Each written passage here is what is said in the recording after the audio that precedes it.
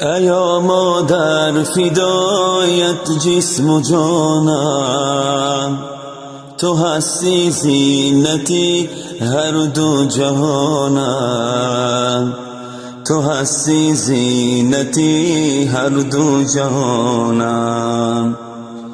زی بحری عمری من همچون بهاری، تو گلزاری منی خار نداری، تو گلزاری منی خار نداری.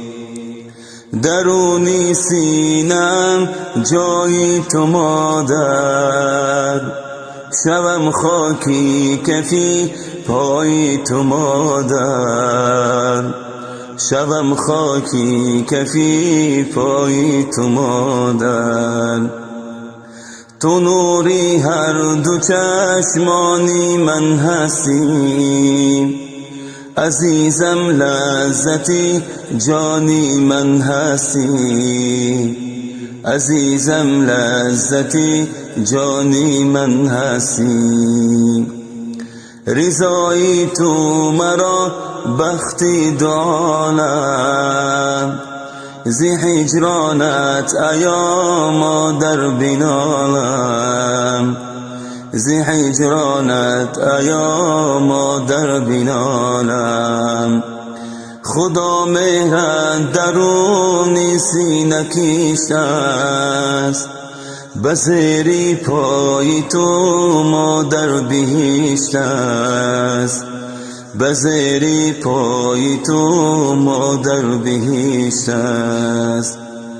تو هستی مادرم تاجی سری من، چراغی منزل و بال و پری من، چراغی منزل و بال و پری من. ببخشا خدمتت یک دم نکردم، غریبم سالها و پر ز دردم، غریبم سالها و پر ز دردم. خدایا مادری جانم نگه دار، به من ده دردها او را میازار، به من ده دردها او را میازار. کناری تو نشینم مادری جان، ندارم لحظه خوش بهتر از آن، ندارم لحظه خوش بهتر از آن. امید دارم دعایت را بگیرم، رضا گردی زی من آن دم بمیرم، رضا گردی زی من آن دم بمیرم.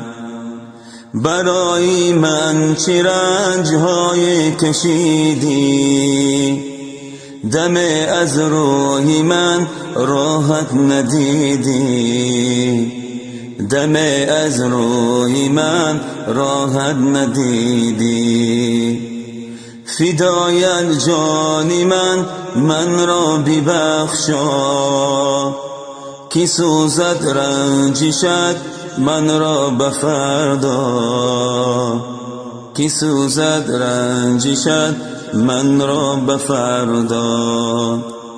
امید دارم اگر شعرم بخوانی، زی من رنج دیگر در دل نمانی، زی من رنج دیگر در دل نمانی.